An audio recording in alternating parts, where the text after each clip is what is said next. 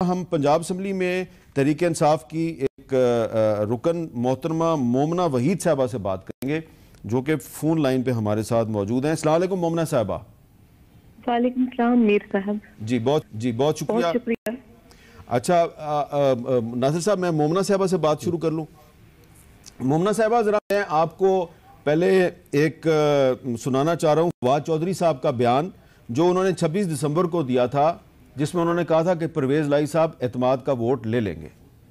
हमारी senior leadership की meeting हुई है पंजाब की, फिर बाद में मोहन लाई साहब उसमें शरीक हुए और इंशाल्लाह हम इससे बहुत पहले जो 11 तारीख है जो अगला इसमें पंजाब में वोट ऑफ कॉन्फिडेंस की, उससे बहुत पहले हम एतमाद का वोट जो है वो हासिल कर लेंगे। अच्छा मोमना वहीद साहबा, आपसे मैं ये पूछना चाह रहा हूँ कि क्या परवेज़ लाई साहब एतमाद का वोट हासिल कर लेंगे और क्या आप उन्हें एतमाद का वोट देंगी? जी, आपके एक सवाल में दो सवाल आ गए हामिद साहब। मैं आपको पहले सवाल का जवाब देती हूँ कि परवेज साहब को बिल्कुल ये वोट ले लेना चाहिए, क्योंकि जो सोशल मीडिया पे जो ट्रोलिंग हो रही है मुझे लेकर और मेरी जाती, मुझे समझ नहीं आ रही कि ये किस कल्ट के अंदर थी मैं, किन लोगों के बीच में थी मैं, और आज जब इनके मुंह खुले हैं मेरे ऊपर तो मुझसे मैं हैरान हो रही हूँ कि इतना भी ताफुन हो सकता है, इतनी भी गलाजत हो सकती है। तो वो कह रहे हैं, इनका सोशल मीडिया सारा ये फरमा रहा है कि पंजाब में मंडियां लग चुकी हैं, लोग बिक रहे हैं और पता नहीं क्या क्या लगी होगी मंडी। मैं इख्तलाफ नहीं करती, मैं चले मान लेती हूँ मंडियां लगी नहीं है, मैं तो अपने घर पे बैठी हुई हूँ और मेरा तो किसी से कोई राब्ता भी नहीं है। अगर मंडी लगी है तो परवेज साहब को चाहिए कि वो वोट पूरे कर लें, वो भी वोट खरीद लें और जरूर वोट ले लें। इस तरह से वो वोट ले सकते हैं। रही मेरे जाती वोट की बात, तो मैं वोट नहीं करूंगी।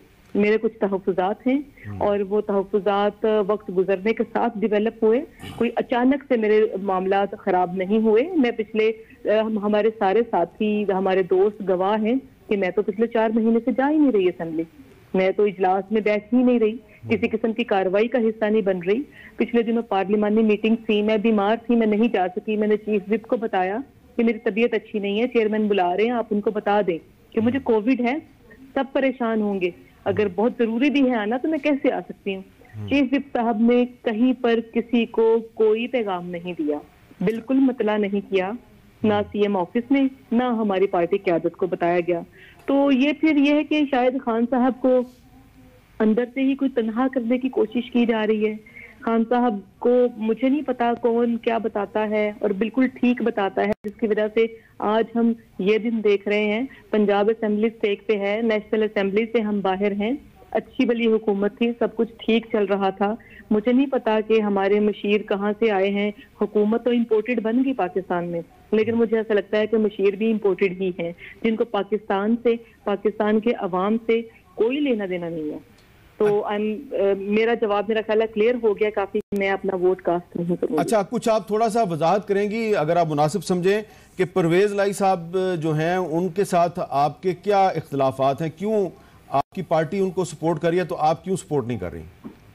देखिए मीर साहब, हमने पाकिस्तान तहरीक इंसाफ ने हमारा जो नंबर था वो आपके इल्म में है कि काफी बड़ा नंबर था और 10 सीटें इनकी थी। हमने इन पे भरोसा किया, हमने इन पे एतमाद किया और इन्हें अपना वोट दिया और इन्हें स्पीकर पंजाब असेंबली बनाया। जब ये स्पीकर पंजाब असेंबली बने तो तब भी इनके खिलाफ अदम एतमाद आ गई। जब चेयरमैन के साहब की तरफ से हुक्म आया कि ये हमारे सीएम होंगे, तो आप हामिद साहब, मुझे नहीं पता आप मुझे पहचानते हैं या नहीं पहचानते हैं, लेकिन जितने लोग मुझसे मिले हैं या जो जानते हैं सबको पता है कि असेंबली के अंदर जो एक जंग का माहौल था, जो एक अजीबोगरीब सूरत हाल पैदा हुई थी, तो मैं फ्रंट फुट पे थी। मैंने सबसे ज्यादा मार खाई थी, सबसे ज्यादा लड़ाई मैंने लड़ी थी, मुकदमात मुझ पे ज्यादा हुए थे।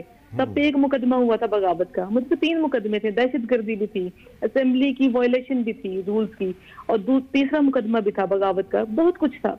दहशतगर्दी का मुकदमा था मुझ पे, जो मुझे बेल भी नहीं मिल रही थी। मुझे तो बेल भी 2 महीने के बाद जाके मिली, जिस दिन मेरी गिरफ्तारी हो जाती है अगर बेल ना मिलती। अच्छा। तो बात ये है कि मुझे ये जो सुनने में आ रहा है कि जी मोमना साहिबा को कहीं से पता चल गया कि मुझे सीट नहीं देगी पार्टी मुझे सीट इसलिए नहीं देगी कि मेरी 15 साल की एफिलिएशन है।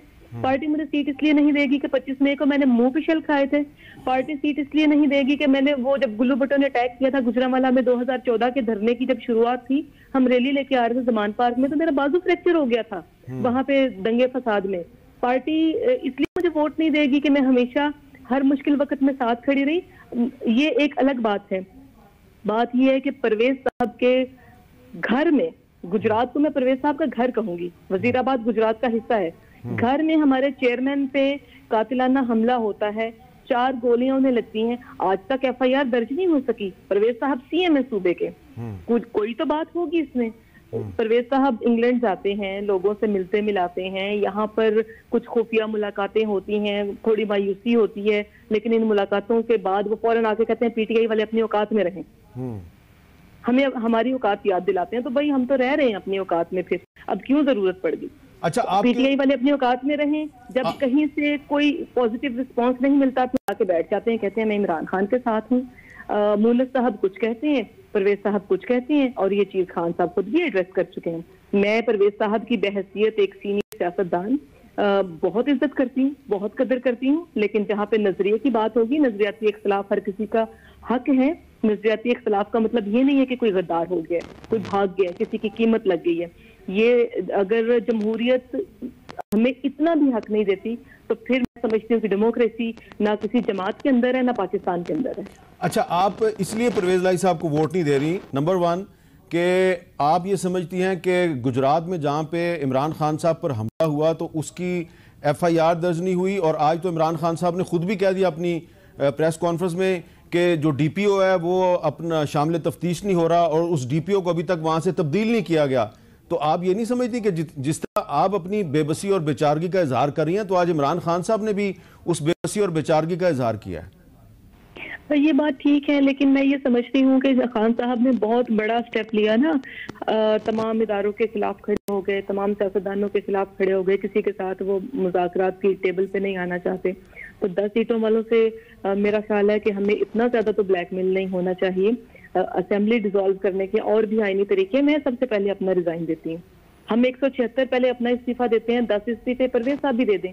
क्या उनका इखलाकी फर्ज नहीं बनता कि 2 अदम एतमाद उनके खिलाफ आ गई हैं तो वो खान साहब से कहें, खान साहब आपने मुझ पे बहुत भरोसा किया था, आपने एतमाद किया, मेरा साथ दिया, लेकिन हम उस तरह से डिलीवर नहीं कर पाए, तो ये है मेरे 10 वोट। आप अपना वजीर आला खुद नॉमिनेट करें, हम उनको सपोर्ट करेंगे। क्यों, क्या ये मुमकिन नहीं है? इसकी क्या वजह है? अगर असेंबली डिसॉल्व भी करनी है ना तो कोई भी वजीर आला आ सकता है, PTI से क्यों नहीं आ सकता? ठीक है। अच्छा, ये बताएं कि आपके अलावा भी कुछ PTI के MPs हैं जो कि परवेज लाई साहब को एतमाद का वोट नहीं देंगे? मीर साहब देखें, जो ये मेरा एक प्रिंसिपल स्टैंड है, ये किसी भी साजिश का हिस्सा नहीं है, किसी लालच का नतीजा नहीं है, किसी दबाव का नतीजा नहीं है। लिहाजा मैंने इस पे कोई लॉबिंग नहीं की, मैंने कोई कैंपेन नहीं की, मेरा किसी भी ऐसे बंदी या बंदे से राब्ता नहीं है जो वोट नहीं करना चाहता। लेकिन विद इन द पार्टी जब हम लोग बैठते थे, जब हमारी डिस्कशंस होती थी, तो there are so many people who are not happy, जो होपलेस भी हैं और वो नहीं चाहते वोट करना, लेकिन लोगों के स्टेक्स हैं, लोगों के मुफादात हैं, और कुछ लोगों को टिकट सिक्योर करना है, कुछ लोगों को सीट लेनी है दोबारा आने वाले टाइम में। तो शायद लोग ना बोलें, शायद कुछ लोग बोल दें, लेकिन ऐसा लगता है कि नंबर पूरा करना मुश्किल होगा इनके। अच्छा, अब आखिर में ये बता दें कि जो आप पे दहशतगर्दी का मुकदमा हुआ, बगावत का मुकदमा हुआ, वो खत्म हुआ कि नहीं हुआ? जी, मुकदमा खत्म नहीं हुआ था, जमानत हुई थी मेरी, वो चल रही है। तो आप अभी तक दहशतगर्दी और बगावत का मुकदमा भी झेल रही हैं और साथ में आप पार्टी से भी नाराज हैं? हुकूमत भी पंजाब में सो कॉल्ड PTI आप कहेंगे ना, ज्यादा वोट तो हमने दिए हैं, हमारी हुकूमत भी है, मुकदमात भी झेल रहे हैं। उसके अलावा आप ये देखें कि बहुत सारी कमिटमेंट थी, जिनमें सबसे पहली और बुनियादी कमिटमेंट ये थी कि अवामी फलाह के कामों को बिल्कुल भी नजरअंदाज नहीं किया जाएगा, उनमें देर नहीं की जाएगी।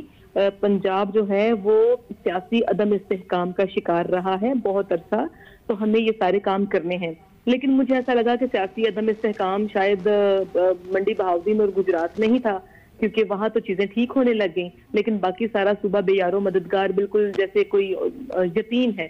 तो मैं हैरान हूं कि कोई एक कमिटमेंट, कोई एक छोटी सी बात भी पूरी कर देते तो आज हम शायद दोबारा इनके साथ खड़े होते, लेकिन अब बहुत मुश्किल है, बार बार एक सुराख से नहीं डसे जाएंगे हम।